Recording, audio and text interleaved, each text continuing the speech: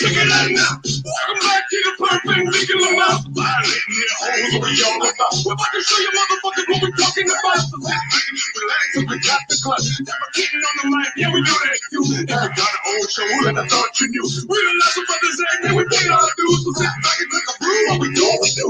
Welcome into the perpendicular mouth. We're back. Violating your ear holes, defecating on the microphone. My name is Zach. His name is Realize. We go hard so you can keep it soft and silky, just like that Velveteen Rabbit. Yeah. You always forget. I go, oh, yeah. Right there.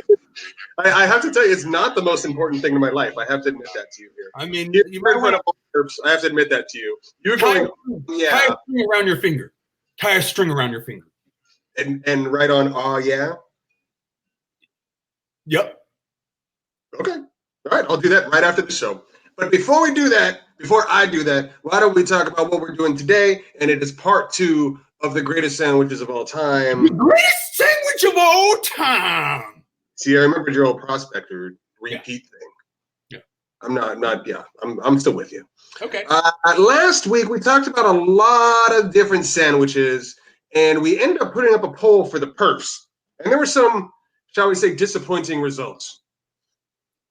Well, the worst. I mean, honestly, I don't know why we ever ask the perps their opinion on anything. It's like, I think we're supposed to be inclusive. Like, that's a good way to garner a following.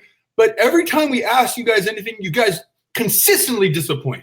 So the number one option that you guys came up with for the greatest sandwich of all time was grilled cheese. And I'm just saying right now, you need to check your privilege.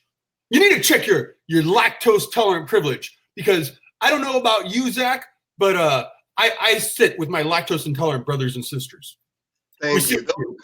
Those with an active lactase enzyme in their stomach should be ashamed of themselves for not even thinking of those of us that have to struggle every day with the dairy intolerance and the scourge of the cheese and milk products that all permeate into our being and just run right through. It's an epidemic. Did you know that the majority of people in this country will be lactose intolerant in some form by the time they die? I did not know that. I wish we had some Sarah McLachlan ready to play under all this. It's a fact. A scientific fact. Look, if you don't like pulp in your juice and you don't want whey and curds in your milk, then why would you want grilled cheese being the only substance in your sandwich? It doesn't make any sense. I agree. It's disturbing, but not as disturbing. I will argue that there's something that's more disturbing than that. That one, and because grilled cheese kind of ran away with the vote. Mm-hmm. It was way out there in front. But the worst part was who was on the other end. Let's talk turkey. Turkey got 0 votes. Terrible. You guys, they consistently disappoint me. I'm not even mad at you. I'm not even mad. I'm disappointed. And we're talking about turkey that won our part 1. Turkey won because I think a lot of you guys forget one big thing about turkey. Yes, turkey's but you got to add stuff to turkey. But you're forgetting the post-Thanksgiving loophole. It's that leftover turkey that you could just pile on. You get the biscuit, the biscuit, whatever kind of biscuits you have, you pile on the turkey. You get the gravy and the mashed potatoes and the green beans. You just put that all on there. The gobbler, the turkey gobbler, the gobbler, the post-turkey day turkey gobbler. You're forgetting about that. And there's no way that deserves 0 votes. I'm disappointed. Our fans are garbage bags, and they don't deserve to vote again. I'm taking a stand. Muff cabbage. And I'll tell you what, the versatility of turkey can't be denied, because a cold turkey sandwich is good. A hot turkey sandwich with just some brown gravy on it or something like that, open-faced turkey sandwich, delicious. And the gobbler, it's the most versatile of the sandwiches. You guys are a mess. It's true. Every single viewer right now, go sit in the corner. Yeah. That said, I think I love the people in our Facebook group. Yeah, and thank you so much. Please tell your friends. Right. So by the way, let's move on to part 2. Enough of their terrible voting, and let's tell them what the greatest sandwich of all time is. Part 2, the Revenge of Monte Cristo. No, Monte Cristo's Revenge. Monte Cristo's Revenge, or is it Talking Turkey? Part 2, Talking Turkey. Greatest sandwich of all time. Part 2, Electric Sandwich Boogaloo. Dude, this is our best work yet. I'm telling you, man. It just keeps getting better and better. Okay, now since we did our last show, you know what really took off was the whole fried chicken sandwich debate between Chick-fil-A and then Popeyes came out with theirs, and it was a phenomenon. Now, you don't have Popeyes up in Washington, is that right? No, you better check your Popeye privilege. Is that something that you get checked by a doctor after you turn 40? Where exactly is your Popeye privilege located? Right in your forearms. Got it. I thought so. Mine are slender, so I think I'm all right on the Popeye front. But I did have that Popeye chicken sandwich. I went out of my way. I waited in a long ass line. I drove far. I figured it out, and it was very good. It was very good. Okay. Now, essentially, what Popeyes does with their, what do you call it? A fried chicken sandwich? Like a breaded chicken sandwich. Okay, so let's do this. What would you call this? The best fried chicken sandwich or breaded chicken sandwich? I think breaded chicken, because fried chicken would be something different. That's battered and it's made in a different way. All right, so we're going to say best breaded chicken sandwich, and we'll start there. All right. So I went to Popeyes because first off, I would say the two mainstays, primarily at the top of the heap, are Wendy's and Chick-fil-A. Okay, those, because yes, McDonald's had that. What's the one that McDonald's had that was discontinued? Southern style chicken sandwich, and it was delicious, but they took it away. But I wouldn't be surprised if they come back because they have to compete with Chick-fil-A. Chick-fil-A is eating their lunch literally. Right. And then I know that Jack in the Box is trying to get in their game with their whole like giant chicken sandwich, which just look like a bunch of stacks of like giant McNuggets. First off, you guys, that ain't chicken. I mean, it may be parts of chicken, but it ain't any parts that you really want. It's just ground up in a bucket and fried up together. So It's chicken enough for me. I'm saying it's pink slime, but call it what you want. I'm just saying Jack in the Box did not make the cut. Okay, so we had let's say the Popeyes one. Okay, so we got Popeyes versus Chick-fil-A versus Wendy's. Now the question is, do we want to include all three in this debate, or do we want to take one out? How do you spell Chick-fil-A? Chick-fil-A. I think I got it. Versus Wendy's. Okay. Oh, there's this. Is there a C in Chick-fil-A? Is there a C in Chick? Doesn't matter. There is? Maybe. I don't know. It doesn't really matter, but we'll say there. Chicken. Right. And there's a C in chicken. There's two C's in chicken. I know the cows that work for Chick-fil-A don't know how to spell. And so I think if you don't know how to spell, that's okay. I identify as a cow. So, okay. But these are good Christian cows that hate abortion and gay marriage. Problematic cows. Problematic. All right, though. Let's talk chicks. Let's talk chicks, man. I don't really know the Wendy's chicken sandwich as well. Have you had the Wendy's chicken sandwich? Is that pretty good? No, I don't frequent a lot of established, and if I do, if I go to like fast food, I'm going for a burger. Okay, so let's get it out of here, because I'll tell you right now, I feel like the only reason Wendy's is so popular is because Chick-fil-A is closed on Sundays, and some people don't really have Chick-fil-A's where they live, but essentially between the two, Popeyes and Chick-fil-A are delicious. Those are breaded chicken sandwiches of choice. Okay, I can tell you this right now. In my town where I live, we have Popeyes. Okay. We don't have a Chick-fil-A. Oh, wow. We don't have a Wendy's. Oh, Jesus. How do you eat, man? What you want? We eat normal food, generally. Like what? Beef? Like food I get from the store? Yeah. Now we have two McDonald's, we have Burger King, we have Jack in the Box, we have we have a Taco Bell, KFC. So we do have chicken, fried chicken. We have a Southern style restaurant downtown that's we haven't been to yet. That should be pretty good. I don't know. That sounds like the only decent thing you've mentioned. Everything else is garbage. Well, that's what I'm saying. You were asking fast food. Yeah, fair. Okay, so let me explain this Popeye's chicken sandwich to you really quick since you hadn't had it.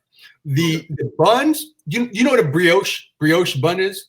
Yeah, super soft. Yeah, super soft. Okay, so they toast the inside of the bun, so it's got that same crispiness, like if you got an In-N-Out burger, how it's kind of just toasted on the inside, it's got that crunch to it. You don't like that? You're already making a face. Yeah. Well, okay. Keep going. The chicken breast itself, it's that genetically modified like chicken that you'll get at KFC or something, where it's just huge, man. Like these chickens are, had some double D chicken breasts. You know what I'm saying? They're coming with it. So the chicken breast is huge, hanging out of the sandwich, and then they fry them in whatever batter and seasonings they just use on Popeye's chicken. So I only had the spicy one. I heard that one's better anyways, but it had a lot of flavor to it, a lot of the batter, but it was real greasy.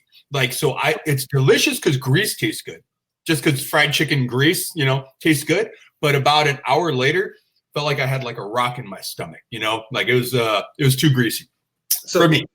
So that one sounds like it's more like a fried chicken. It's like it's a piece of fried chicken. Oh, it's totally just a piece of fried chicken. But then that would be different from like the Chick-fil-A sandwich, because the Chick-fil-A is like a nice, softly, gently, lightly breaded chicken.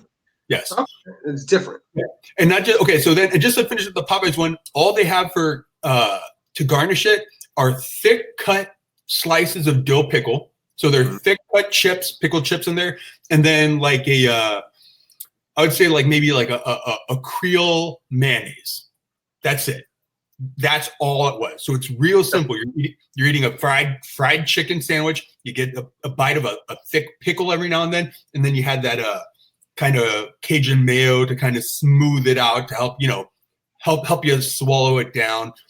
It was delicious. Okay, but it's also still bad for you. It's probably got to be 1,200 calories a sandwich, and I had two of them once in one sitting. Don't tell anybody. This is just between you and I. Sounds good to me. There's nothing wrong with that. All of that sounds good. But I tell you, it hurt my stomach. Except maybe the toasted brioche bun. Oh, you're wrong. If it's lightly toasted, very lightly, I'm down. But if it's crunchy in any way, I'm out. Oh, no. The outside of the bun itself was soft. The outside stays soft. It's just like okay. Yeah, you put it on the top and let it sit. Like you do like a grilled cheese. You butter the insides, and they probably put them on the grill just to crisp up the inside. And the outside was all super soft. It actually had a good texture. Dude, they figured it out. It was pretty good. It was just really greasy. Now, you've had the Chick-fil-A sandwich, yeah? I had a Chick-fil-A sandwich last weekend when I was down in Los Angeles. Okay, why don't you go ahead and break down the Chick-fil-A sandwich for us? They're tasty. It's lightly breaded, lightly seasoned chicken sandwich. It's a big old piece of chicken breast. It's always tender and good. The buns are very light, like light butter buns on the outside. Comes with the big pickles. All you need is a little bit of ketchup, and you're good. A little bit of ketchup. Eat that thing down. You get 2 or 3, depending on how hungry you are and if you're a glutton or not. Okay. I took my 90-year-old grandfather there for the first time last weekend. He had the nuggets, but he tasted it. He said, "This is some good chicken," and he likes some chicken. Okay, but let me tell you, you're already messing it up because you're modifying it so much. You didn't talk about the fact the way it comes normally. It's got a tomato in there. It's got some lettuce in there. No, it doesn't. No, it doesn't. Yes, it does. No, it doesn't. Their grilled chicken sandwich does. No. Are you telling me that their fried chicken sandwich does not have any lettuce or tomato or pickles? None of that just automatically coming in it? Pickles only.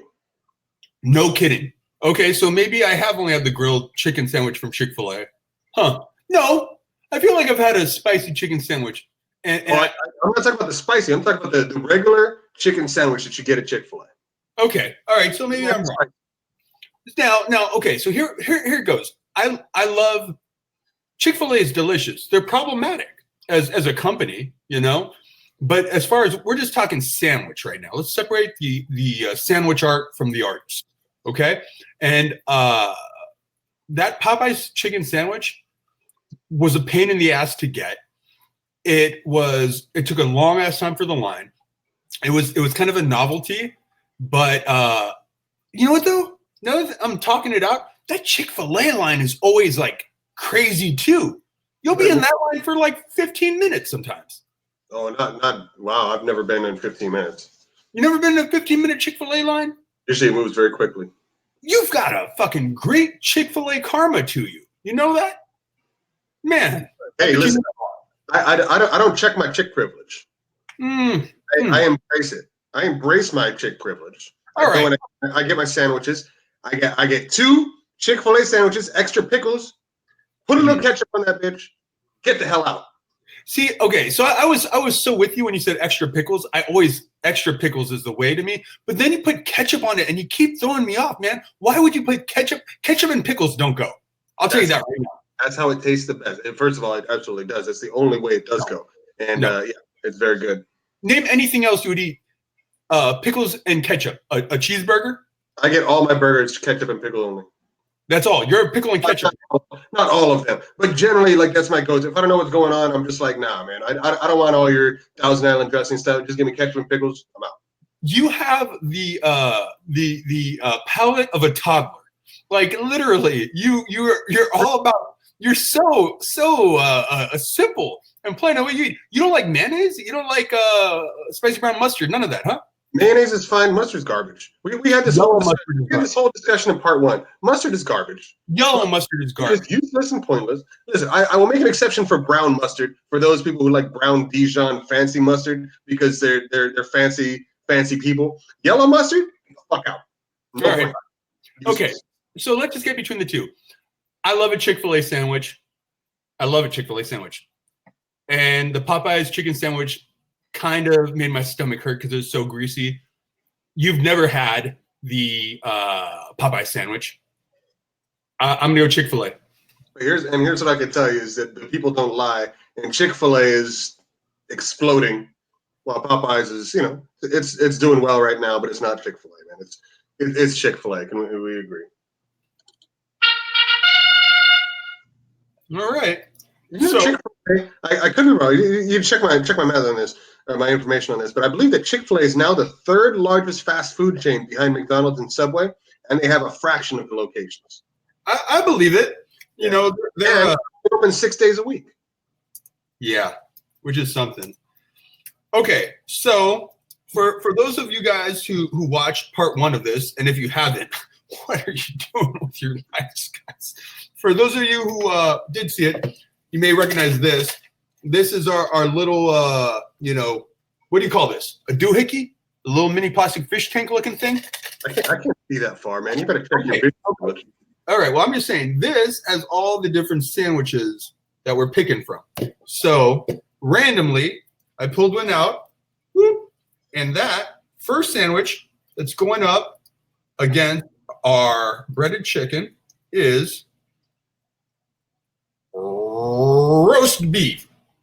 Chick-fil-A versus roast beef. So would it be Chick-fil-A or would it be breaded chicken sandwich? And we're just saying it's Chick-fil-A.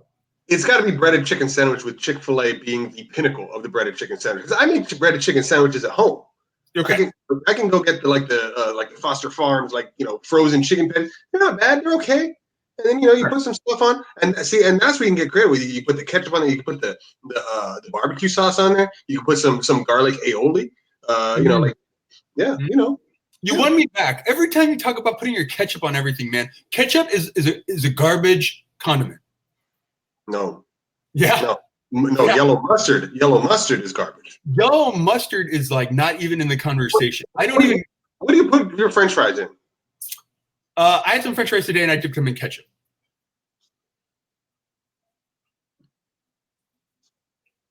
All right, I'm fine.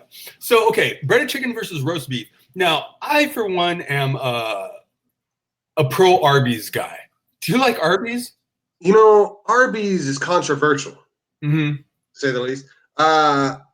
Arby's is okay. I haven't been to Arby's in a long time. Like I'll have the roast beef and cheddar. It's not bad. I can't have it very often because like once I have like 2 of those, I'm like, oh, I'm good for a long time. I'm not going to have any more of those. But I think it's more the cheddar than the roast beef. The roast beef is nice.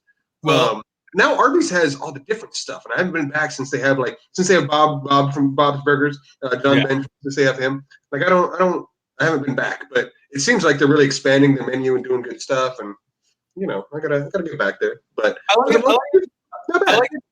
like it you call him Bob from Bob's Burgers, even though he was Archer from Archer first, but like nobody's like, that's Bob. Yeah. Listen. If you watch Archer, you're a douchebag. Fair. Yeah, I'll roll with that. So I had heard, because I was talking some smack about ground beef being just like leftover fat and gristle and not like good cuts of the cow, because they're all used for better stuff. And then whatever's left over is ground into the burgers, and we just like it because we're used to grease and whatever, But I was like, I like Arby's. And they're like, do you know what Arby's roast beef is? And I'm like, yeah, delicious cuts of roast beef, thinly sliced with spices and good. And they're like, no, man, it's the same garbage meat that they put some chemical into to liquefy it down to like liquid meat. And then they solidify it into a solid. And those are the slices of Arby's roast beef. That sounds right. So Arby's roast beef isn't anything good either. Like that's low quality pieces of leftover beef too. But we're not discussing Arby's roast beef versus Chick-fil-A's chicken sandwich.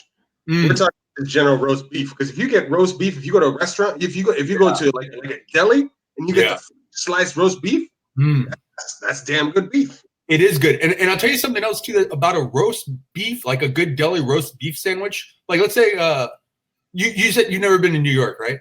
No. Okay, but like a deli, it doesn't matter. Like a Jewish deli, even any type of Jewish deli where you get a big, thick sandwich, it doesn't really fit in your mouth in one bite.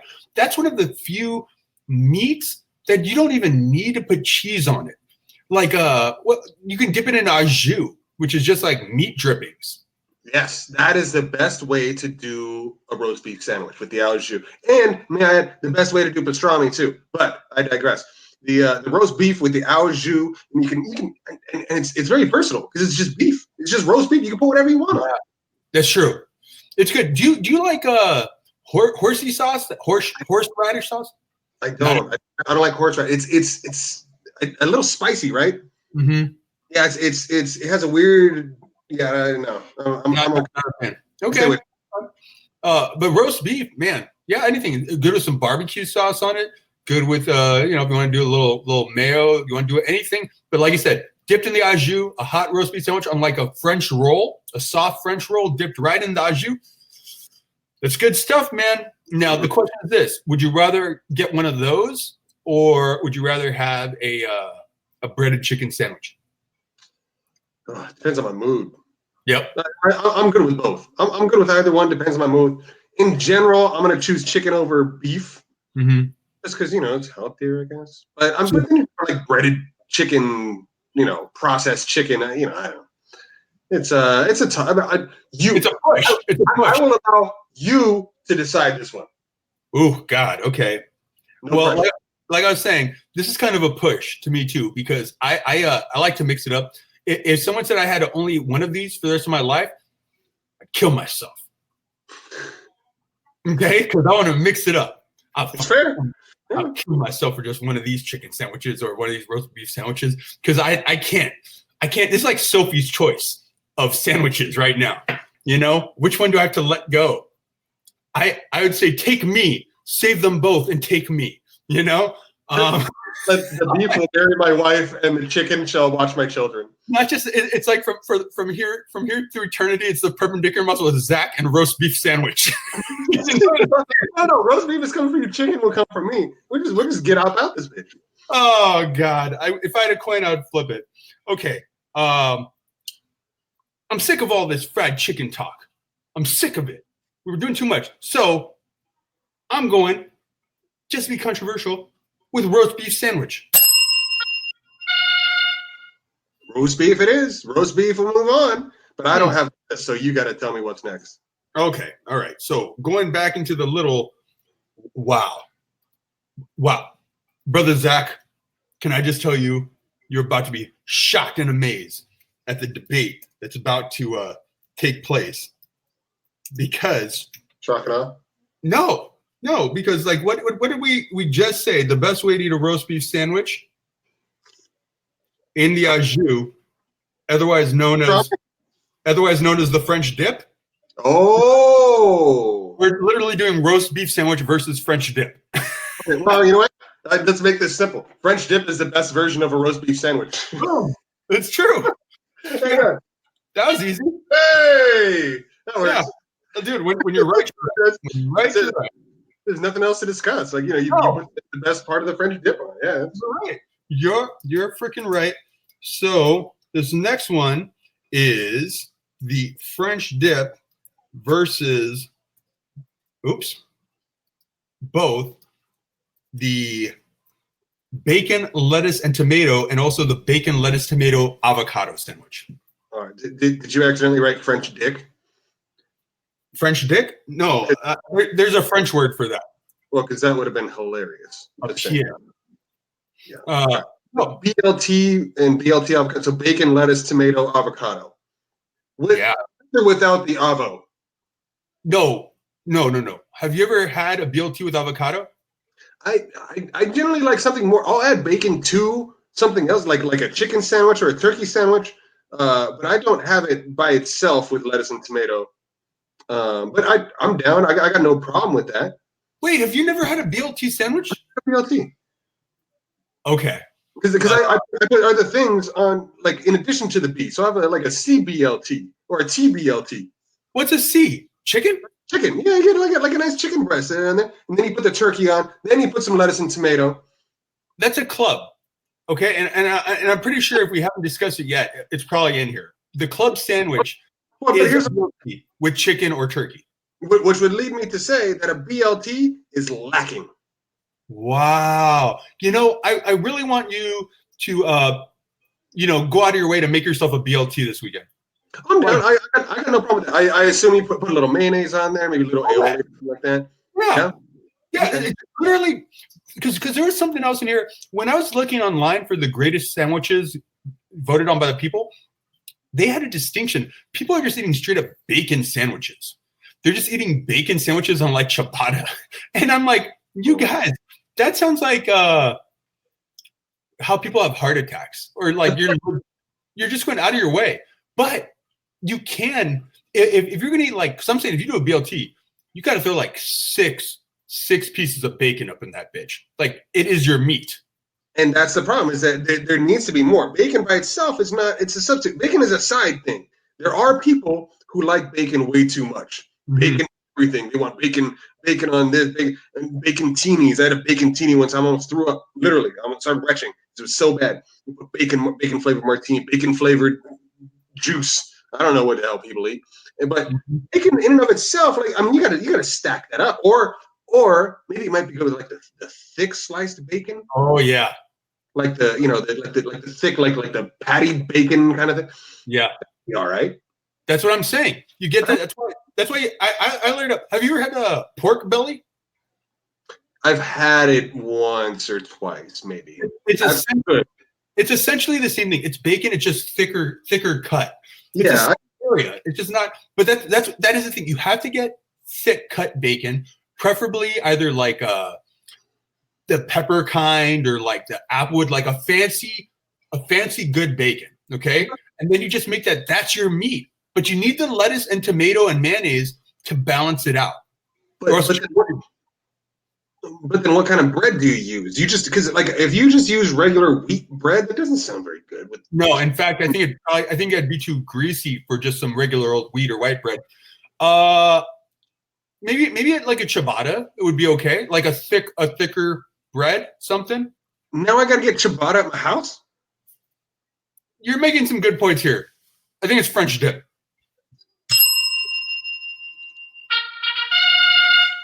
It's, I'm sure it's good, and I do want to try it with a little avocado. I'm down with that. It sounds like it could be tasty. But, I put a little chicken breast on there, then add the bacon, lettuce, and tomato. Now we're talking. Well, not even just that. You're making a good point about the fact if you can add a chicken breast or turkey and now it's a club, I want to be a part of a club. You know what I mean? This club is formed, as Mitch Hedberg would say. Exactly. But it is definitely worth trying. But this next one is the French dip versus the pulled pork. Oh. Good pulled pork is delicious. Oh, I love a good pulled pork. Generally, like we have food truck nights here, or we go places at a food truck. Generally, I'll look for a good pulled pork. I'll tell you right now, like without having this debate at all, a pulled pork sandwich is better. Okay, we can talk about it, but just my initial thought between the two, like I told you, it was Sophie's choice between a breaded chicken sandwich and roast beef, because those are kind of like, what's my mood? But if ever anyone said, hey, do you want a French dip or a pulled pork? I'll slap them right in their mouth, because it's like, don't you ever ask me some dumb shit like that. You know I want a pulled pork sandwich with some good barbecue sauce and some like succulent, juicy sliced pork that had been like roasted for a while, piled high in like, what do you serve that on? Is that a hamburger bun or something? Are you talking about a brisket sandwich or pulled pork? Because pulled pork is where it's pulled pork, like in a stringy pork. Yeah. Oh, that's what I'm talking about. But here's the thing: you can serve the pulled. Well, hang on. Let me do something real quick. Yeah, because we're moving on from French dip.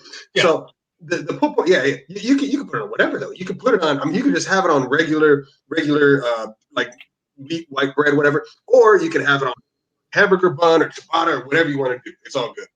I've never heard anyone. Did you just disappear? What happened? I'm here. I never heard of anyone eating a pulled pork sandwich on some white bread or some wheat bread. I didn't know that was even an option.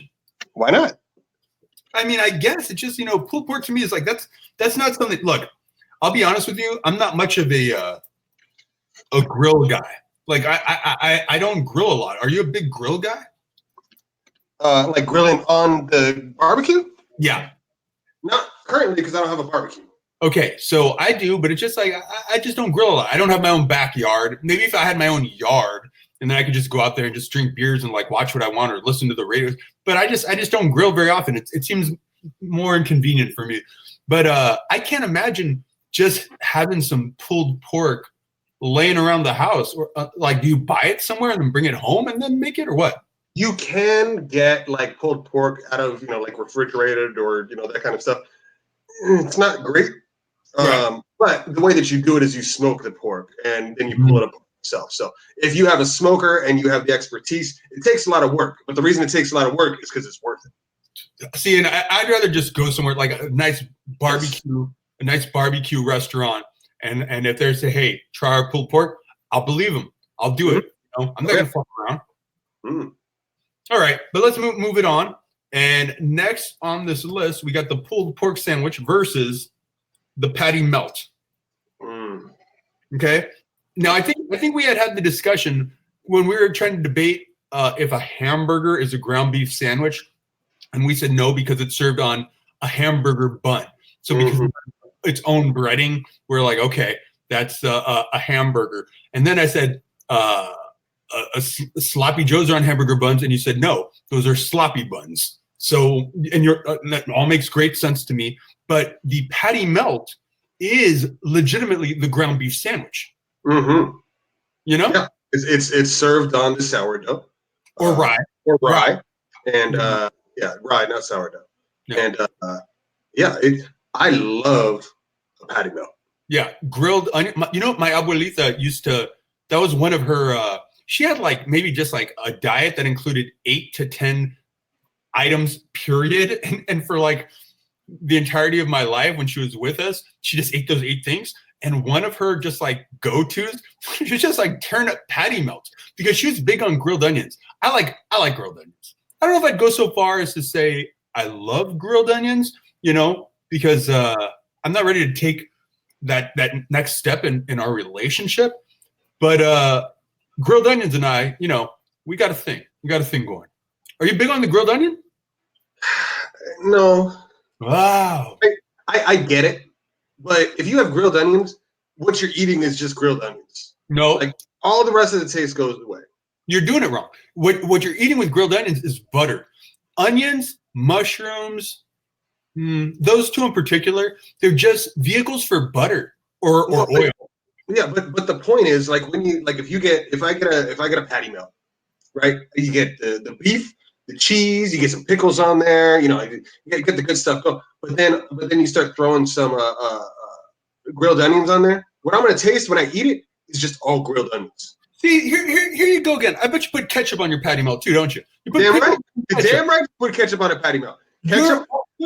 You're all about ketchup and pickles, and I'm telling you, what you're doing with your ketchup and pickle lifestyle, which, by the way, I can respect that you know what you like, and you don't deviate because you know what your mouth likes. I'm one to want to always try stuff, and then I'm disappointed, and I go, "Damn, why didn't I just go with what I like?" So I hear that, and I can appreciate it, but I think a patty melt is legit. The burger patty. I don't know what kind of cheese is there. Is it just American cheddar? Yeah, it varies, but yeah. What kind of cheese do you like on a patty melt? American, I want to say, right? Fine. Yeah, I don't have a specific like. Oh, you gotta put pepper jack on it, and that makes it the best. I feel like you can't even. I mean, I guess it's still a patty melt, regardless. The cheese doesn't make the patty melt. The patty does. But I do think the grilled onions. It's like a pizza is not a pizza without the sauce. I feel like the grilled onions is part of what makes a patty melt the patty melt. But what's the best part of a patty melt? The patty and the cheese and the blend of the sourdough bread and the patty and the cheese. If you put the grilled onions on that, basically all you taste is grilled onions. When you eat it, you're just eating the grilled onion burger. Because to me, and I'm going back to rye. You said sourdough. I can tell you like sourdough on your patty melt. I'm a rye guy. Well, rye. I was wrong. I misspoke. It's not sourdough. It is rye. Okay, so I like to me a patty melt in my head is just the burger, rye, cheese, American cheddar, whatever. I want to say it's American because I never really taste the cheese as much in the patty melt as I taste. You're right, grilled onions and burger, and rye bread. I don't even know if there's any sauce. I don't think I use any mayo, any mustard, nothing. I think it's just the grilled bread. Oh, it's grilled bread, like you would do a grilled cheese sandwich. Like they grill that bread and like butter the bread or something too, so it's like crispy. I like a patty melt. Man, I can't tell you the last time I had a patty melt. Do I like it more than a pulled pork sandwich? To me, a pulled pork sandwich is a treat. I couldn't eat a pulled pork sandwich every week. I could not. A pulled pork sandwich I could probably do every month, every 3 weeks tops on a pulled pork sandwich. I'm not eating pulled pork sandwiches every week. It's heavy. It's a heavy sandwich, pulled pork. I can do a pulled pork every. I lived in Texas for a couple of years. I did not have a pulled pork sandwich every, but I gained a great appreciation for it, and it reminds me of my past. Right. My past. Well, Texas, you said something. Great barbecue. So when you live in Kansas City, Texas, where else? Memphis, maybe. These places that are renowned for their barbecue. Then it might make sense to be like eat a savory barbecue sandwich. But here California, well, you know what too? I do, like I said, patty melt. I definitely could eat patty melt every week, but I like grilled onions. I'm big on the grilled onions. So I could also do a burger though. If I have that craving, never have I ever just had a patty melt Jones. Like talking to you about it is making me think more about patty melt than I think I've ever thought about patty melts in my life. I've never put this much thought into patty melts. But a pulled pork is a craving that I would have. Like I go to a barbecue restaurant, they say, "Hey, try our pulled pork. We've been slow cooking it. Like you said, it's been smoked for hours and just so like fall off the bone." That made my mouth water. So I guess between the two, I would have to say a pulled pork is a greater sandwich. Oh, stop. There we go. It's speakers in the way. All right, then fine. Okay. This next one, honestly, I'll tell you right now, I didn't even know it was an option. Are you going to throw grilled onions all over it? So all you taste is the grilled onions, and it doesn't matter what the sandwich is? I am not, but there is things that make it up, and this is the Reuben. The Reuben sandwich. Have you ever had a Reuben? Never had a Reuben. Ask our producer. West Coast. Reuben is definitely an East Coast sandwich. I can see that. Because it takes either Thousand Island or Russian dressing. Ask our producer exactly what goes into the Reuben. Alexa, what is on a Reuben sandwich? The Reuben sandwich is an American grilled sandwich composed of corned beef, Swiss cheese, sauerkraut, and Russian dressing, between slices of rye bread. Corned beef, Swiss cheese, what was it? Sauerkraut. And Russian dressing on rye bread. Now, I'm not a fan of corned beef. I don't think I'd like the Reuben. Corned beef is kind of weird tasting. I don't know. I think the major difference between it's definitely the spices that they the brine that they marinate the meat in to make the corned beef different from the roast beef. Corned beef is usually comes out looking a little like pinker or redder, you know? Yeah, well, yeah. You know what? That's probably the Russian dressing. Have you ever had Russian dressing? Is that an orange or a red dressing? It's kind of reddish. It might be orange. I don't know. My colors are not exactly the best. It's good though. It's very tasty. I could see how it could improve corned beef. Actually, I'd be interested to try a Reuben. It's a weird combination of items that I don't really think I would just eat alone. Like Swiss cheese. That's one of my least favorite dishes. I was actually just gonna say Swiss cheese is kind of not flavorful. Like even a good Swiss cheese, like you get like some good Finlandia cheese, and it's got the Swiss. It's just cheese. It tastes like dairy-free cheese. That Swiss cheese tastes like dairy-free cheese tastes. That's interesting. That's really interesting. Do you know why it has all those holes in it? I listened to an entire hour-long podcast on cheese, hour and a half long podcast on cheese one time, and they told me, and I don't remember. It's because whatever they do to it, it has mold all over it, similar to like a blue cheese. But then they use like a thing to put holes, and they're taking all the mold out. So they're like, taking all the mold out of that cheese, and then you're just left with whatever is left over. Look, let's cut the bullshit. It's not the greatest sandwich of all time. It's not better than pulled pork, man. No, that's what I said. A pulled pork is literally like that is a craveable sandwich. Yeah, and honestly, yeah, I didn't think pulled pork was going to get this much play. Well, look, against Reuben, I mean, it's got a weak run here so far. I mean, you go up against Reuben. Look, we're not New Yorkers. Get the hell out of here with your Reubens. Not even just that. Reuben is just kind of a weak name in general. Like not even for a man.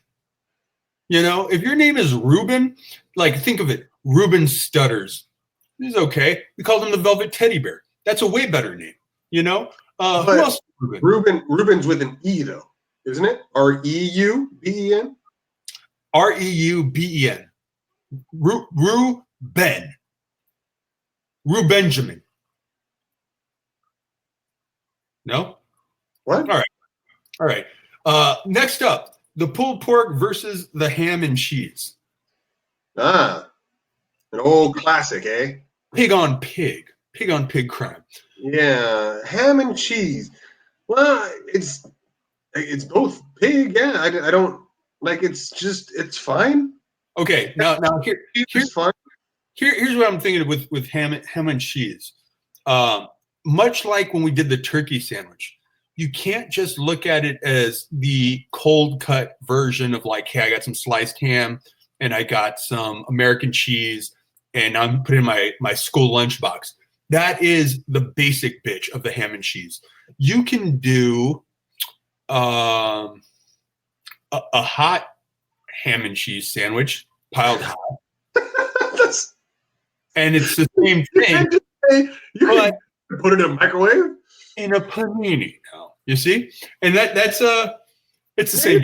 same thing in different mediums. That's all you're doing. It's the same thing over and over. Ham is turkey's lesser cousin. Wow. Ham is not as good as turkey. It's not as robust and versatile as turkey. It is worse, and it tastes weird. It doesn't taste weird. It tastes fine. Not weird. It's fine, but it's not great. You know, I think if you go to Arby's, they have a good ham and cheese because it's the same thing. Although I'm pretty sure all that meat there is what I'm talking about, where it's not like liquid meat. It's not good cuts of meat. It's that fake liquided down byproduct meat that they just pass off and they're like, here's ham, you know, but like they pile it high. And I think that's the thing. You got to go to like a deli and get the ham slices piled high. Well, let's take the highest cut of the I mean, there's no reason that we should, you know, if Arby's made a pulled pork, we'd be like, that's a garbage pulled pork. We got to move on. I like Arby's too. It's just that I'm acknowledging that it's, you know, I like Taco Bell too. And I heard that's a D grade meat. Like worse, like I think dog food is C grade. And I think Taco Bell meat is like the worst of the worst. They changed it. There was a big scandal a few years ago where they found out they were putting like bread and it was like all grains and weird stuff. I don't know. Like it wasn't quite, it didn't qualify as meat and they had to change their whole recipe. Well, I feel like all those, okay, so Pizza Hut, KFC, and Taco Bell are all owned by the same corporation. Mm-hmm. Pies. I think whoever those people are like just like legit just buying huge quantities of the cheapest garbage leftover byproducts from whoever they get the meat from and making so much money because you have to think it's pretty cheap too for what we get. KFC, Pizza Hut, and Taco Bell, man. I think that's all poison, and I love it. It's so delicious. But that's probably what they're doing. The name of the game is not to be nutritious and help us live longer. It's to make a profit. Yeah, that's America in a nutshell. Pulled pork's better than ham and cheese, right? Pulled pork is just better. Pulled pork is better. Ham and cheese is fine, but you know where ham is best? When combined with other deli meats. No, like what? Like an Italian sandwich, like where you put some turkey and some ham and some salami, and then maybe some provolone cheese and some like spicy vinegar, vinaigrette, that kind of stuff. Olives, some black olives, some lettuce and tomato. Yeah, see, what are you talking about? Is best. No. See, at first I thought you were gonna say like an Italian BMT type thing, where just like but that's just all ham. Or I guess it's not even because the salami. No, because the salami makes it better. It's not just ham. The ham goes. The salami makes it good. But do you consider ham is just ham? Ham's fine. But it's not ham. Ham is not I don't need turkey and ham and roast beef in one sandwich. Why are you trying to put all the whole barnyard in your mouth at the same time? Good, because that's how ham is best. Ham is a sidekick. That's all good for. Then it's not the greatest sandwich of all time. What's that? Then it's not the greatest sandwich of all time. But here's what needs to be discussed, and you're lowering yourselves to the level of the perps here, and I'm really, really disappointed in you as a person and as a human being. Okay. It's terrible. You're forgetting. I can't argue with any of that. Listen, around the time of the vernal equinox or something, like the third Sunday after the blue moon, is when our Lord and Savior Jesus Christ rose from the grave and gave us Easter and blessed the rabbits to go around and hide eggs. And then in honor of Jesus and the rabbits, you make a ham, and you like a honey glazed ham for Jesus. Okay. And cut up the ham in like little pieces. But you never finish the ham. So the next day you have like leftover ham and put, just like after Thanksgiving, you put the ham on the dinner roll with the mashed potato, with that kind of stuff. So we're talking about like honey glazed ham, potatoes and all that kind of stuff. Yeah, that sounds great. It is, again, not as good as a turkey. And not as good as a pulled pork. It's good, and it is the best form of the ham sandwich. Oh, agreed. But not as good as a pulled pork sandwich. even the post Jesus love sandwich? I'm Jewish. So is he. It's okay. Ooh, touche. Pulled pork's better. Wait, you're Jewish. You can't eat either of those, can you? Yeah, I'm not practicing. Ah, now the truth comes out. All right. Well, hey, look. As long as you're willing to admit you're, as you killed Jesus and. The Italians killed Jesus. Never forget. The Romans killed Jesus.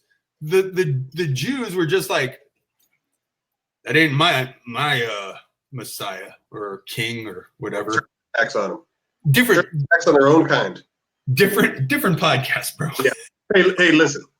Right now, I'm putting your feet to the fire. Jesus or Barabbas? Go. Jesus or rabbits? Barabbas.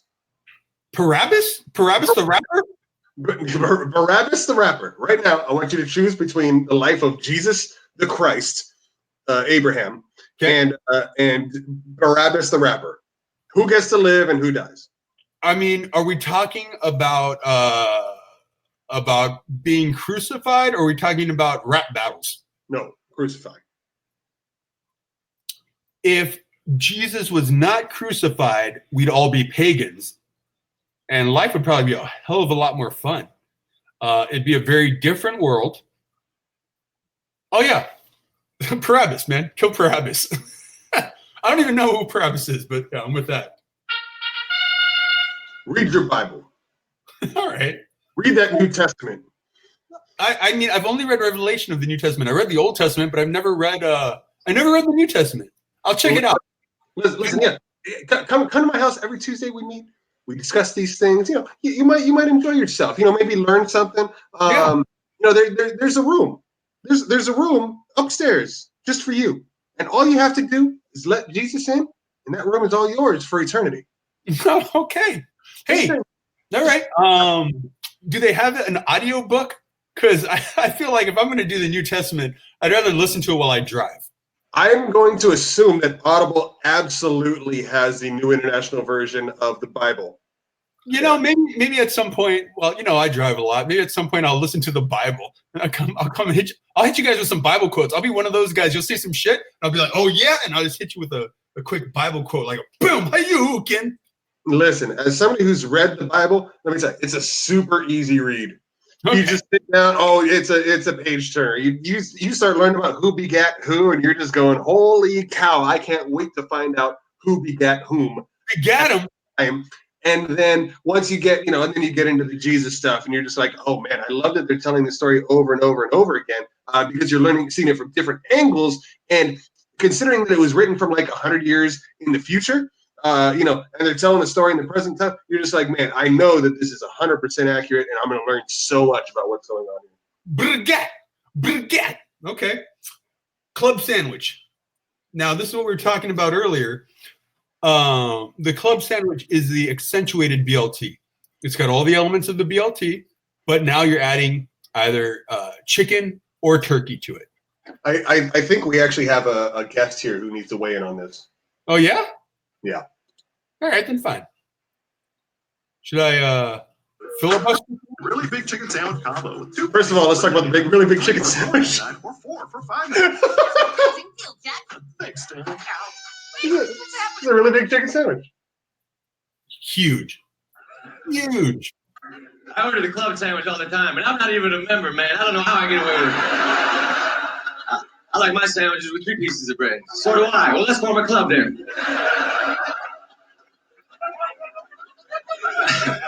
Okay, but we need some more stipulations. Yes, we do. Instead of cutting the sandwich once, let's cut it again. Yes, 4 triangles. And we'll position them into a circle. And in the middle, we will dump chips. Or potato salad. Okay. Let me ask you a question. How do you feel about frilly toothpicks? I'm formed.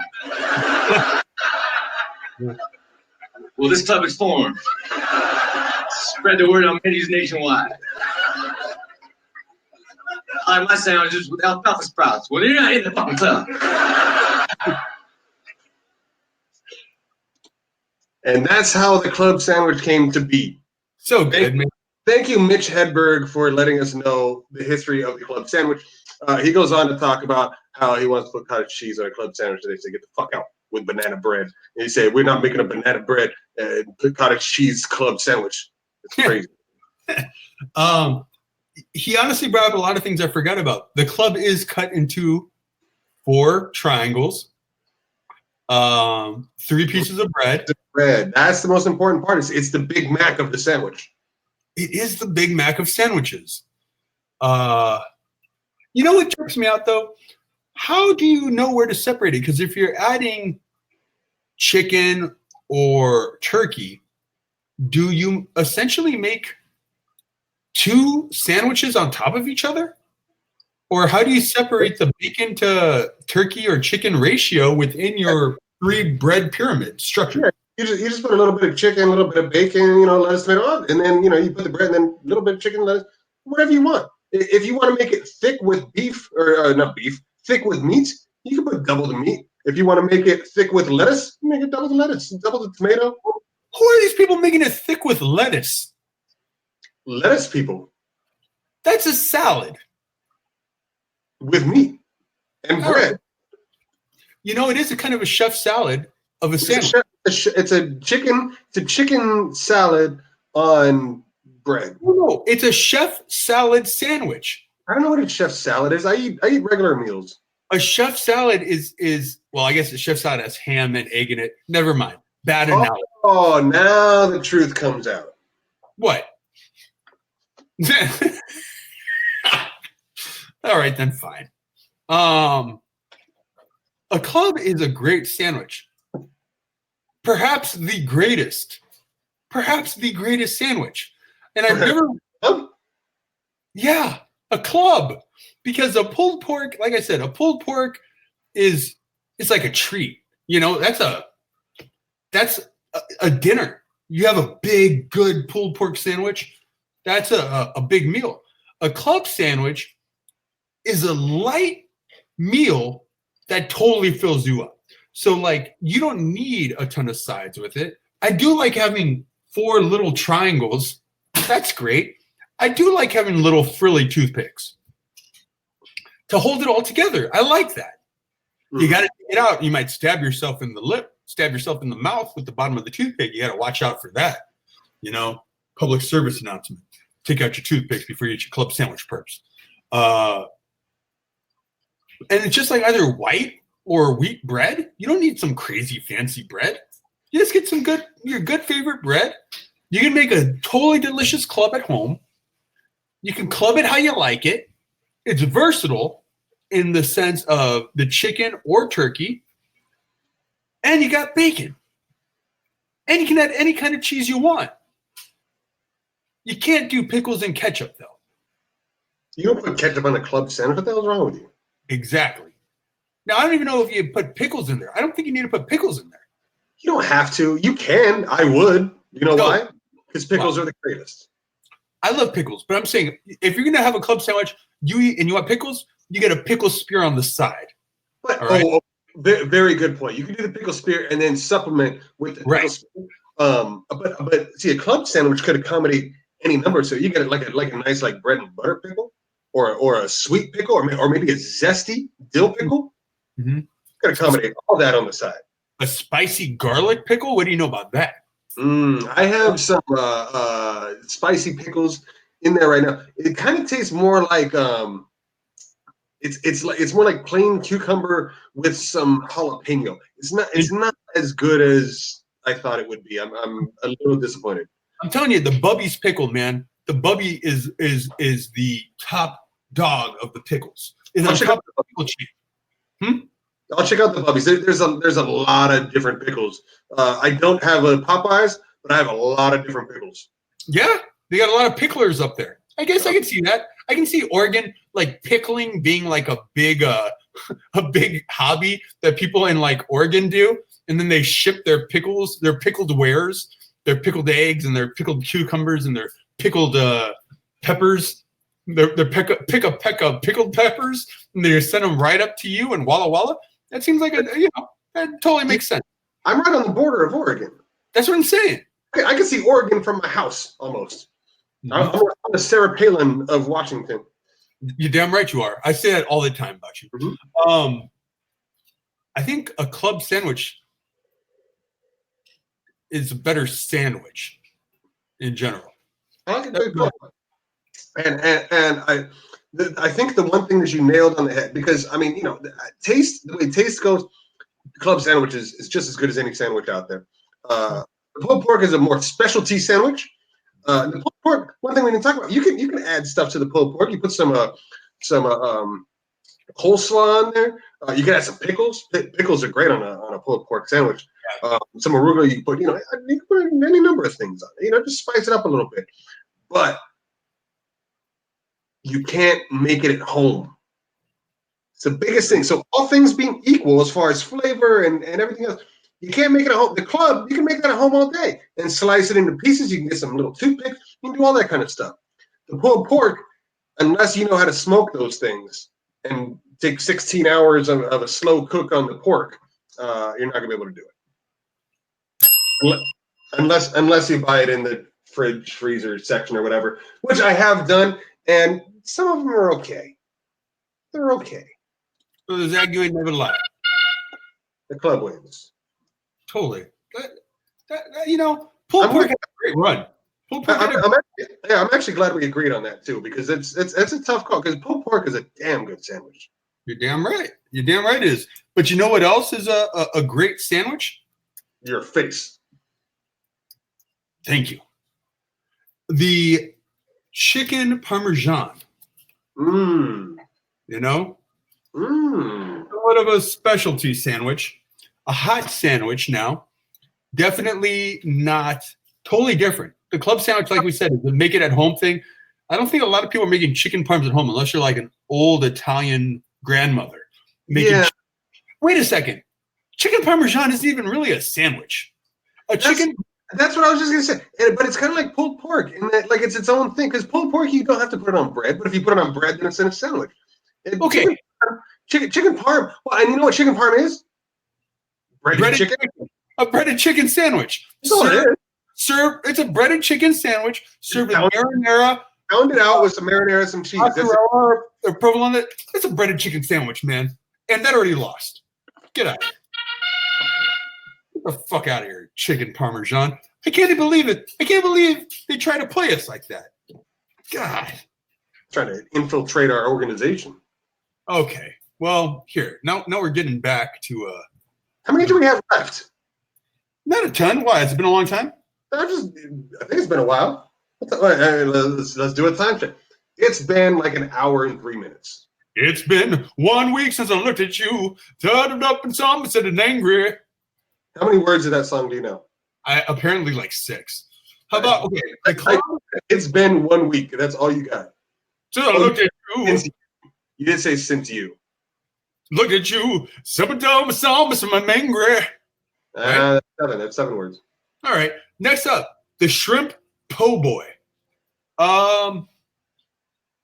It's not the greatest sandwich of all time. What is it? Okay, I want to know. Okay, I'll tell you what I think it is. Or do you want to ask the producer? Well, I'm gonna ask our other producer, Google. Okay. What's a shrimp po' boy sandwich? Oh, it didn't say anything. Damn it! All right, Alexa, what's in a shrimp po' boy? A shrimp po' boy is a sandwich from Louisiana. New Orleans made of fried shrimp and a crusty baguette. Oh, so it's like a Cajun shrimp thing. Right. Yeah. A French baguette with some like Cajun spice shrimp. Fried shrimp. So it's fried shrimp. Are you coming to New Orleans next year? Probably not. You suck. Okay, so I think I just made MVP on Alaska for flying so much this year, and I didn't go outside of the West Coast. That's how much I've flown this year, so I'm good. Okay. All right. Okay. You're lost. So I think, so it's a baguette. I don't love outside a crispy hard baguette where the outside of the bread is like real kind of like hard or chewy, not chewy, but like hard. You got to like rip it. I don't love that. But it's fried shrimp that same Cajun mayo that I was telling you that Popeyes used on that their breaded chicken sandwich. I think the end. Are you talking about a shrimp po' boy from Popeyes? I mean, I think they have them there, but I'm talking about shrimp po' boy. I think it's just a baguette, fried shrimp, and that Cajun mayo. I don't think it has anything else in it. I gotta be honest, that doesn't sound like by itself. If it's like some Cajun fried shrimp on the side, that sounds pretty good to me. If you want to put, you know what, I don't want it on the sandwich. No, I don't want it on the sandwich. Okay, I'm with you. I don't want it, and it's certainly not the greatest sandwich of all time. It's definitely not the greatest sandwich of all time. Shrimp on bread is just lazy. That's just, let's take this appetizer and shove it on some fucking bread and call it a thing. Okay, let's not totally get into why it's called the po' boy, but it's not called the poor boy. It's the shrimp po' boy, and the po' boy has to get the fried shrimp and just throw it on some bread with some mayonnaise, and that's it. It's not the best of all time. Ooh, but this might be the best of all time. In fact, this is about to be a healthy debate. I can already tell it's coming. Oh, Do you know where I'm going with it? no idea. I'm playing up your healthy debate. I'm building anticipation. Wow, hang on, wait. Right? And I'm gonna let you take this one. What can this be? Well, here's the thing, because I'm thinking all the charges this could be, but I have no idea. Why don't you go ahead and explain to the perps what a PB&J is? Oh, well, PB&J is what I ate before the podcast. Right. Okay. Is there more? It may be the cheapest, most versatile, most accessible daily sandwich you can eat. And if you don't have any money, a peanut butter and jelly sandwich is something you can like live off of, I think. There is actually scientific evidence as for sandwiches. I might as well give them a shout out. If you go to the Len Penso blog, I think it's lenpenso.com, like PENSO, LENPNSO.com. Every year he does a sandwich survey where he tells you exactly how much a sandwich costs. And he's been doing it for like 10 years. And he'll tell you every year, like whether it goes up or down, all of these different types of sandwiches you make at home, like for your kids' lunches. And PB&J is not the cheapest. You could think it might be because of the use of the peanut, but peanut butter is expensive, and so is jelly. Huh. It's very. You go get a little thing of jelly, like little strawberry jelly. I get preserves because I'm fancy. A little thing of strawberry preserves, like $5. You get a jar of peanut butter like this big, it's like $8. Now, don't talk to me about organic peanut butter. You want to get organic peanut butter, a big thing of organic? That is cost prohibitive, sir. It is not cheap, but you are right in that it is very, very good. And you can eat them very frequently. It's one of my favorite snacks. And not just that, it's one of the few sweet sandwiches. Like, I'm not a big sweets guy, but the jelly and peanut butter combination perfectly balance each other out. Where I don't want to just eat like a spoonful of peanut butter, too sticky. Not into it. I don't just want just peanut butter, and I don't want to just eat a spoonful of jelly. That seems weird and gross. But together, they literally just perfectly balance each other out. Now, are we bringing in like banana and peanut butter or peanut butter and honey? You could. Is this a peanut butter sandwich genre, or is this strictly peanut butter? No. The peanut butter and jelly varietal. So, what's your favorite jelly, preserves, jam, or? I go strawberry preserves, but I mean, there's a wide variety of jellies, jams, and preserves out there. I don't hate any of this stuff. When I was a kid, it was a lot of grape jelly. I like the grape jelly. And the grape jelly. Now is the strawberry, apricot, blackberry, raspberry. Now you're talking my language. I'm a blackberry man. The blacker the jelly, the sweeter the juice. So I mean the blackberry preserves and jelly, that's my jam. Really. Like, Jam? I love it. It's so good to me. It's like strawberry. Okay. How am I going to say this? Strawberry might be the basic bitch of all the jelly jam spreads. It's either grape and strawberry is where you start, right? Little kids, strawberry and grape. Strawberry is good. I can't hate on strawberry. Mm-hmm. Grape is better. How about that? I think grape is better than strawberry. Mm. No? And you just said that's where all kids start, and now you're saying that's the pinnacle. No, it's not the pinnacle. I'm just saying between the two. I'm trying to choose between the two. I disagree. But okay. Blackberry is, but see, I feel like grape is the gateway jelly to moving up to boysenberry, blackberry, raspberries. I don't like a lot of seeds in my jelly when I'm eating that stuff, man. I want it to just kind of be smooth. If I'm gonna have any texture in my PB&J, I want it to be a chunky peanut butter. See, so you like the jelly. You don't like the jam or the preserves. You like a. I think I do. You like Jello on your jelly sandwich. That smoothness. I just don't like a lot of seeds. Like okay. Like a raspberry preserve. I like a raspberry preserve. Yeah. A fair amount of seeds on it, but you know what? It's a good taste. Same with like a blackberry, a boysenberry, any of those little seedy ones. Yeah, they get good. Blackberry. You know, I live right here by Knott's Berry Farm. I wonder if I can go there and if they actually sell the different jellies and jams and go in there and see their varietal. They absolutely do. Knott has great jellies and jams. I should, because that's probably how it started. And then they're like, hey, let's put some rides up in here. It's going to get more people to come here and buy our jellies. I think that's what Knott's Berry Farm, how it probably started. But I'm thinking I might go check it out, because if I could get like a raspberry and blackberry, not apricot, but let's just say raspberry and blackberry, but jelly, then that's what I want. I want those flavors without all the seeds in it. Is that possible? Apricot's pretty damn good too. But and apricot's not going to have seeds. Apricot's not a seedy one. Do you like marmalade?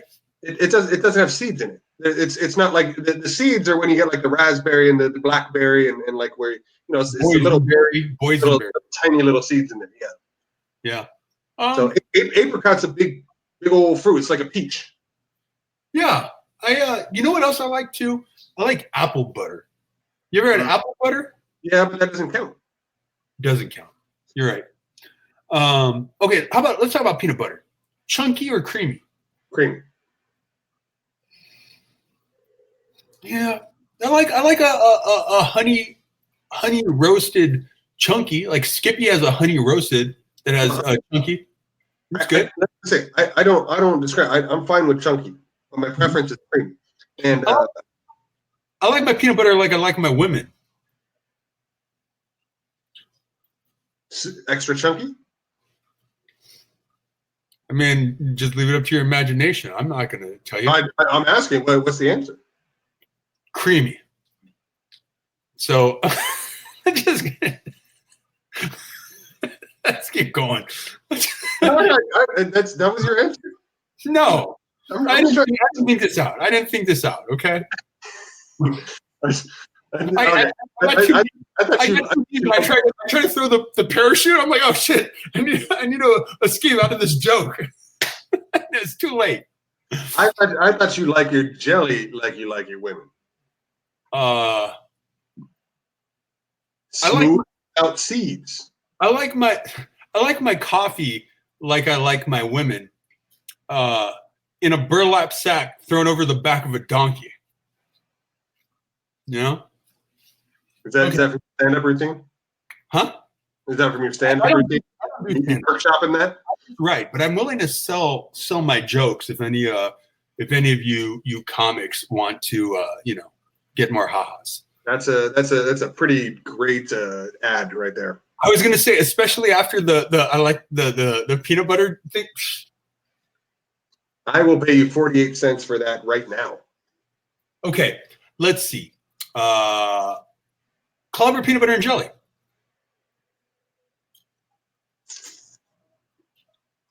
Can't ask me that when I'm sipping my grapes. I'm gonna stick with club. Here's and I actually am too, and here's why. It's that peanut butter and jelly is tasty. It's my favorite snack. It's my favorite snack. I'm not going to eat it as a meal. I like it. And this is why I've gained a lot of weight. I like it before I go to bed. You know, jelly sandwich. It's not good. Peanut jellies and going straight to bed on it. Well, sometimes, yeah. Actually, yeah. Sometimes I'll eat it straight to bed because I get hungry, man. I eat my dinner and then before I go to bed, I'm like, oh man, I gotta eat that.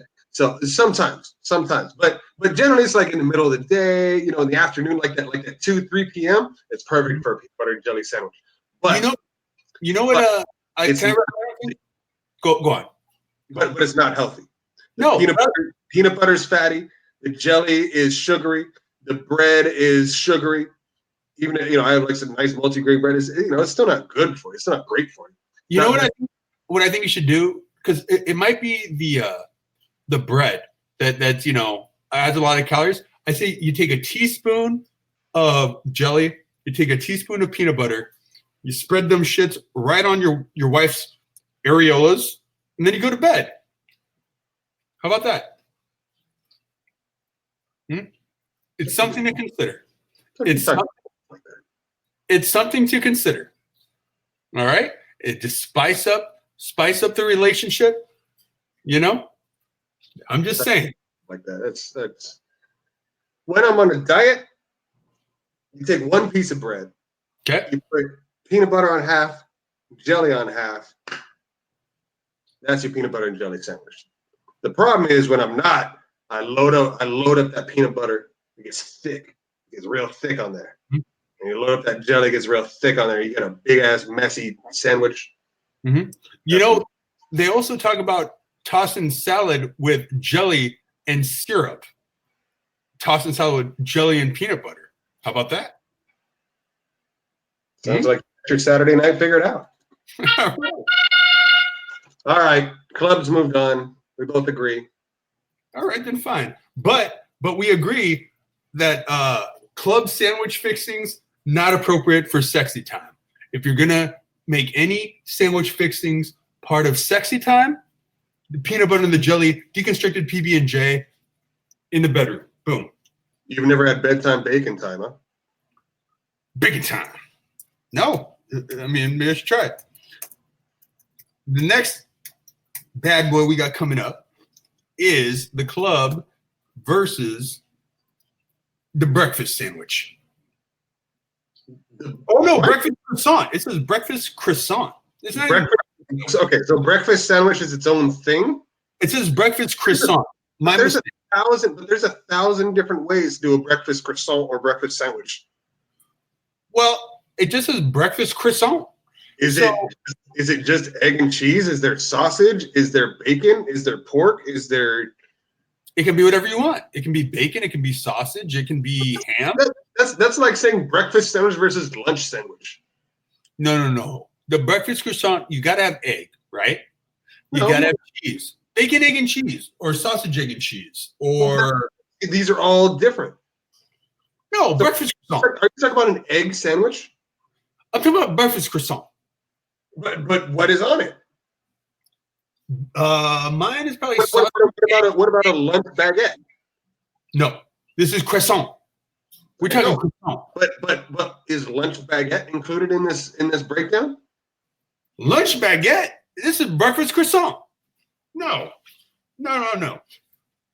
Egg, cheese, some breakfast swine varietal, a little mayonnaise. For you, probably ketchup and pickles. Wait, hang on. You put mayonnaise on your breakfast sandwich? Yeah, do you put ketchup and pickles on yours? Oh, no. Oh, yeah. A hash brown? I'll put a hash brown right in my breakfast croissant. How about that? Oh. Well, hash brown, fine, but don't put mayonnaise on it. Hey, you're not in charge of my mouth. I'm not here telling you that you can't put ketchup and pickles in everything you ever eat. You can't be telling me that. I'm saying I can't do that. What? You 5 minutes telling me that I can't put ketchup and pickle on everything. I'm saying you have the palate of a toddler. I didn't say And you you're can't. putting mayonnaise on your egg sandwich. I have the palate of a 400-pound man. It's different. Mayonnaise? No. If you had that, you put ranch on everything. Oh no, you're right. A 305-pound man.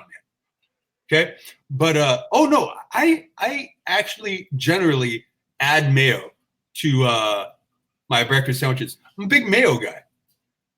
People always say that about me.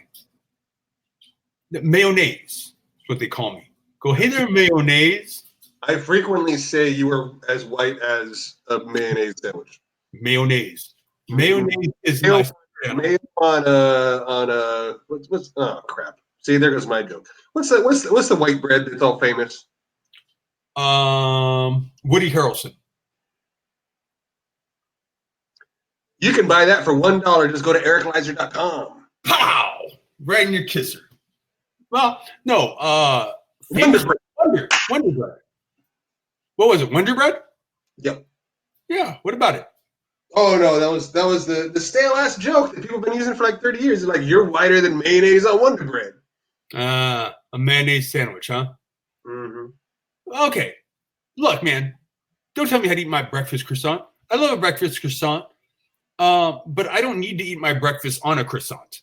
A club sandwich, I have to eat as a club sandwich. And you know what? The croissant is not the best way to eat a breakfast sandwich. What is a better breakfast bread than a croissant? Is it a croissant? Croissant? A croissant. You're right. Croissant. A croissant. A croissant. Croissant. A croissant. Croissant. Garçon. Croissant. Two options. Number one, several actually, but two just off the top of my head. Number one, the basic is like a English muffin or something like that. Good. Yeah. The best way to have the best bread to have a breakfast sandwich with? Biscuit. You ready for this? No. Well, biscuit's fine too. Biscuit's actually very good. There's a second. Tortilla. No, I'm gonna blow your mind because clearly you haven't thought of this before. Tortilla is also very good. Breakfast burrito, fantastic. The best way? French toast. Interesting. Now hold on. You aren't eating a breakfast sandwich on French toast, though. Oh, you're damn right I am. No. I'm putting my French toast. I'm getting some sausage patties. Put some cheese. No. Oh yeah. Putting some eggs. Oh, some ketchup and some pickles. Put some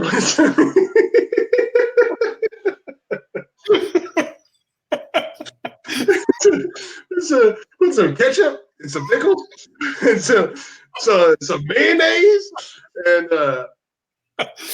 some maple syrup and some butter. And some butter and some syrup. Okay, right. Syrup on it. Or you could also go with the waffle route. A what now? Waffle. Oh, waffle. A waffle sandwich. This is all too much, man. I don't really like mixing my sweet and my savory too much. Dude, you made me cry. Not just because I just got emotional, man. I got emotional for a moment. You know why? It's because I think you realize that your breakfast croissant is not anywhere near the greatest even breakfast sandwich of all time. Right.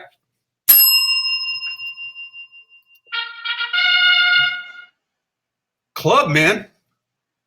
Another motherfucking club night. We have 3 more to go. This is, this is not for nothing. Okay. This next sandwich is definitely worthy of the conversation. Bologna.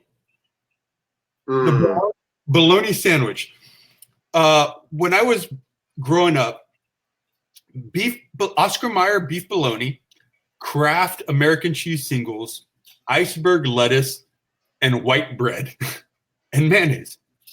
I don't think I liked any mustard at that time, but just that was probably my my latchkey kid go-to after school snack every day of the week. the beef bologna sandwich. Like I loved it.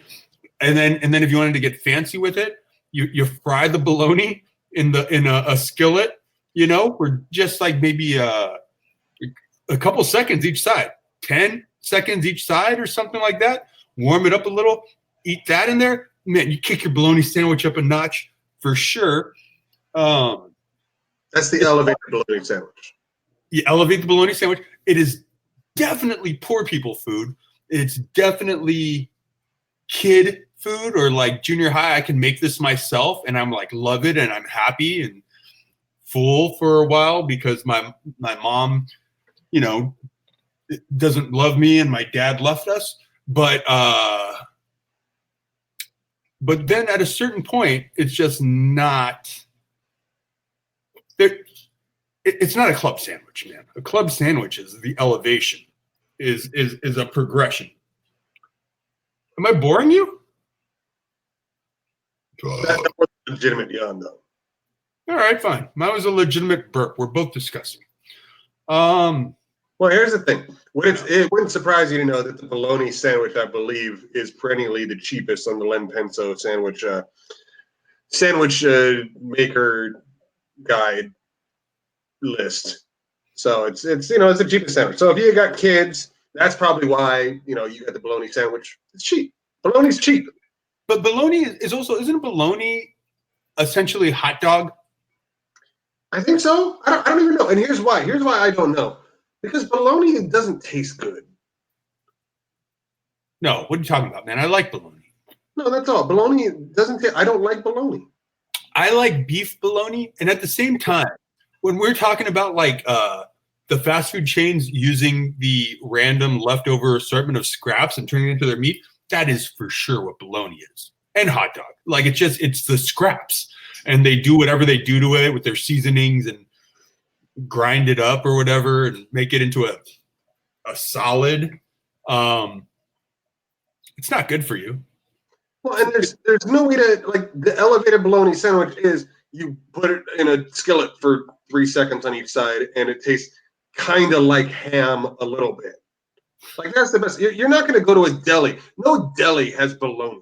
Oh, like finest bologna said, carve me a fine chunk of bologna. Hold on now. I'm pretty sure there's an entire like city, or I don't know if it's a region. It might just be a city in like Italy or something that is bologna. Well, here's the thing. We're talking about bologna. It's not even spelled the right way. How is it bologna when it's spelled bologna? It is spelled bologna. Good point. Now, I believe the region is referred to as Bologna, right? Bologna. So why is it bologna? Do you know why? It's because it's terrible and garbage and it doesn't even live up to the city's namesake. Fair enough. Okay. When you're right, Zach. So bologna, look, you made the top 20 and you just got to be happy with that. Uh-oh, what's this one here? Oh, man. I do love this guy. You ever been to Philadelphia? Nope. That's kind of on purpose. Why? What's wrong with Philadelphia? Have you met anybody from Philadelphia? Come on. Fair. But they do have the cheesesteak. And the cheesesteak is one of the greatest sandwiches. Maybe top 3? Cheesesteak, I mean, I'll give it. The thing with the cheesesteak, because I get it. Mm-hmm. It will rip you apart, man. Because it's just onions and peppers and just it is a force. Yeah. And in a good way. Right. In a good I get the whole cheesesteak thing, but I generally do not eat them. When I think about a cheesesteak, and I love a cheesesteak, it's almost what I imagine if you deconstructed a shit and turned it into a sandwich. Like, it would be a cheesesteak, Because, like, greasy, the meat, the onions, all that stuff, the cheese, the whiz, if you want to go, like, be nasty, the whiz if you're nasty. I love it, but like you're saying, man, that is we're talking about something earlier, and I said that's probably about the fried chicken sandwich, I'm like, that's like a 1,200 calorie meal. Cheesesteak, you're probably pushing 1,800 calories in a cheesesteak. Yeah. You know. Now that said, if and when I go to Philadelphia, the first thing I'm doing is I'm going to the best recommended cheesesteak place, and I'm getting me the best cheesesteak they have. And, I'm gonna put it down, and but here's the thing: afterwards, I'm probably gonna feel like garbage for 3 days. Worth it. Totally. Well, that's the authentic Philly experience. Is you eat something and then you feel like garbage. You know what? And that's probably why everybody there's so fucking angry. Because they eat cheesesteaks and they just feel terrible for several days, and they just get angry and cranky. And then as soon as it's out of their system, they're like, "I need another cheesesteak." It's good. I might get myself a cheesesteak just from talking about this. What was the other thing we were talking about? And I was like, man, not a BLT. You have to eat a BLT. We established that. I'm gonna eat a cheesesteak. You need to eat mayonnaise on Miracle Whip on Wonder Bread. Oh God, I would never touch Miracle Whip. Miracle Whip is garbage, man. Do you like Miracle Whip? There's nothing wrong. It's egg and vinegar. What do you want? Like, how do they mess it up? What you just said, egg and vinegar sounds terrible. Mayonnaise is egg and oil. I bet you Miracle Whip is egg and vinegar. No, it's not. Exact same thing. Egg and vinegar.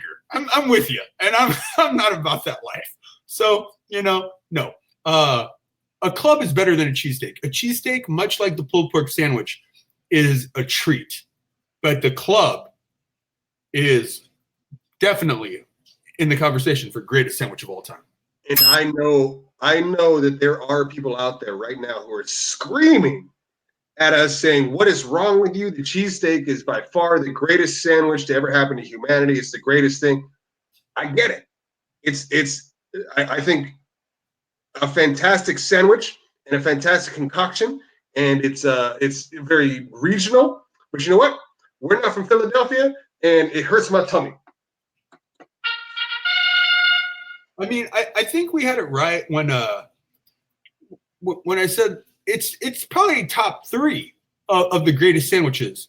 So we're talking club sandwich. We already established the turkey sandwich as definitely within the debate for greatest sandwich of all time, including the post-Thanksgiving turkey sandwich.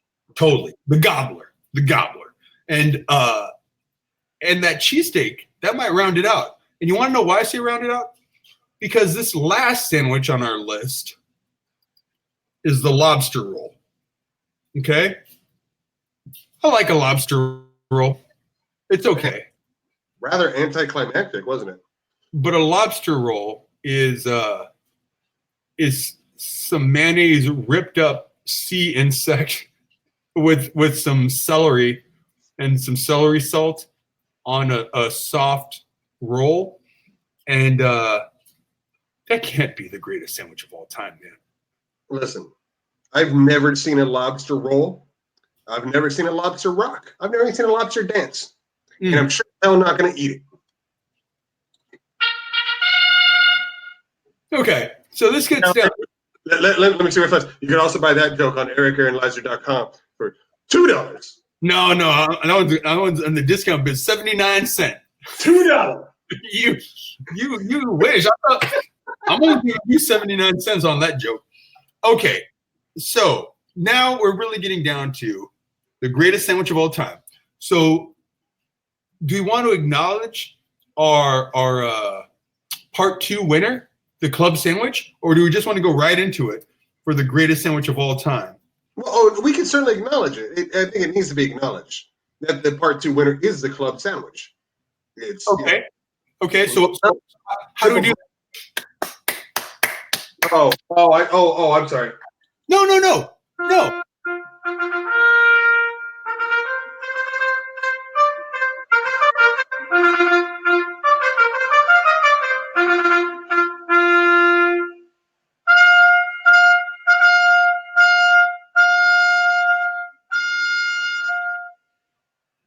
Okay. So it has been acknowledged that the champion of the part 2 Champ is here. is the club. Yeah. Oh, yeah. Oh, we need a new drop, man. I should add some champ stuff. What? I should add some champ stuff. The champ is here. The champ is here. Is it John Cena? Champ, right? Isn't he a champ this year guy? I don't know. But hold on. Okay, so All right. let's. This is the battle royale. The club sandwich versus the turkey sandwich for greatest sandwich of all time. No. Greatest sandwich of all time. I have a proposal. I say we take out the component of the regular old turkey sandwich on bread with cheese, and I say we go strictly with the gobbler. Wow. Well, I agree. The gobbler is better than just a regular turkey sandwich. Okay. Yeah, I think they got to be separated. I think the regular turkey versus the gobbler is something different. You know, and damn it, Zach, this is how I know you used to play high school football, is because you just called an audible, and it was amazing. That was a great audible. Listen, I was a third string quarterback. I won't deny that. Mm-hmm. I was, I've called an audible in my time. Wow. Okay, the club versus the gobbler for greatest sandwich of all time. You go. What do you got? I'd really like to eat a gobbler right now. A gobbler is amazing, but a gobbler is generally a once a year. First off, we should have 2 Thanksgivings a year, or there should be another halfway holiday to Thanksgiving. That's essentially what Thanksgiving is, where it's just like everyone's and we have just like this fatty day, but everyone is so wrapped up in trying to get their body all right for the summer that if I was like, hey everyone, it's May, I want us all to get together and have a giant feast, or just that everyone's at this huge feast. I guess that's what Easter is, right? Christians make that a feast, don't they? Yes. In fact, when you come over, I'll tell you more about the death of our Lord and Savior. But as usual, you're wrong. But as usual, you're kind of onto something here. Why can't we do like big ass turkey dinners all the time? Because it's expensive, and because because that turkey's going to last you 48 years. Think about that. It's also it takes an entire day. Like whoever is cooking that turkey, unless you have like a deep fryer or something, that's a whole day process of cooking it for a meal that gets tore up in like 40 minutes. You can get a deep fryer and that helps. You can also buy it already cooked. Other places that's already carved up. You just buy the stuff. But also, you just pay somebody else to do it. Then you don't have to worry about it. No, I mean, those are all good points. Hashtag white privilege. Yeah, I'm just saying, because that gobbler sandwich, you need all those components. You need to have like someone made an entire turkey. You got all the sides. You got those mashed potatoes. You got green beans. You got stuffing. When do you ever have all those ingredients except for Thanksgiving? When I go to Shari's restaurant around the corner and can buy it from them. They have a turkey gobbler sandwich already. That's great. No.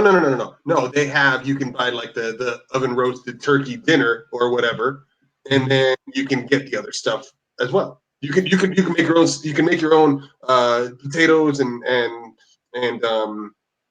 gravy and vegetables and all that kind of stuff. You can get the stuffing and the potatoes and the turkey from them. You just kind of put it all together and weave it all together. Get yourself some Hawaiian buns. Cranberry sauce. You don't put the cranberry sauce in yours, do you? I'm not a cranberry sauce guy. But you know what? On the gobbler, I'm willing to make an exception. That's how good it is. Wow. See, and I feel like it goes in. It's all that stuff. You never. That's why you got to have halfway to Thanksgiving something. Have all that stuff. You need cranberries. You need stuffing. You need green bean casserole is what I prefer. Maybe some mashed potatoes. The turkey. Mac and cheese. No cheese. No, mac and cheese. That's too much, man. You always and some ketchup and some pickles. And then you're good to go. Listen, you're sitting over there talking about mac and cheese is too much on a gobbler. Yeah, is that what you're telling me right now, bro. Listen, I want the truth. I just broed you because you're so wrong.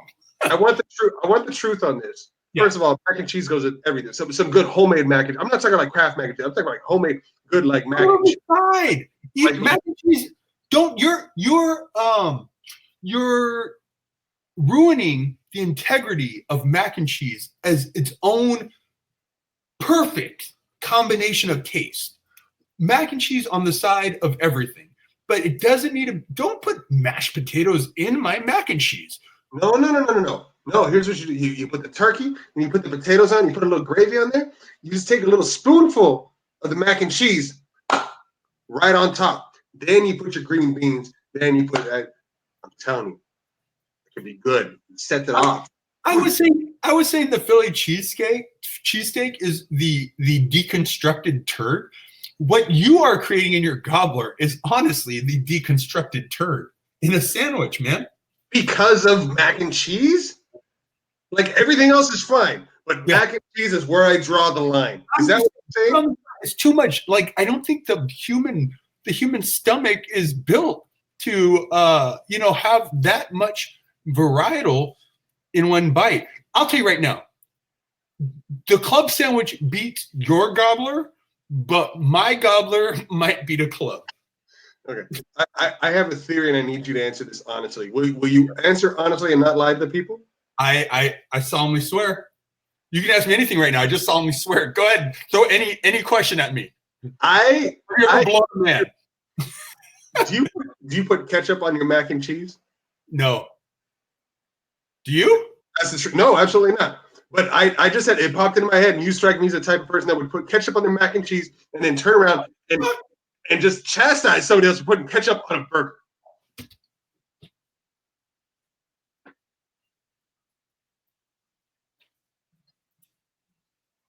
Yeah. I think we all know that he puts ketchup on his mac and cheese. And while he's gone, here's what's going to happen.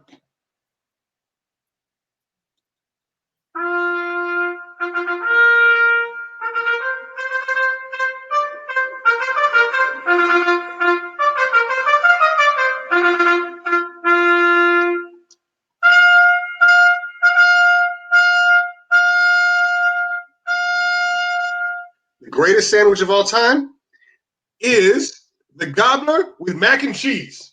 Ugh. Oh, do you hear the good news? The greatest sandwich of all time is the gobbler with mac and cheese. Well, all right. Yeah. All right. Hey, thank you, everyone, for joining us on The Perpendicular Mouse. We've learned so much today about his filthy eating habits and his terrible idea of what a gobbler should be. But we thank you for joining us for 2 parts of the greatest sandwich of all time. Tune in next time when we discuss something else equally arbitrary. Peace out.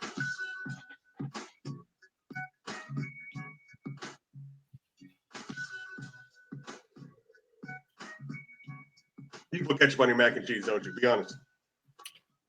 I would never put ketchup on my mac and cheese. But the gobbler beats the club. All right, then fine. Gobbler's better. Ridiculous mouths.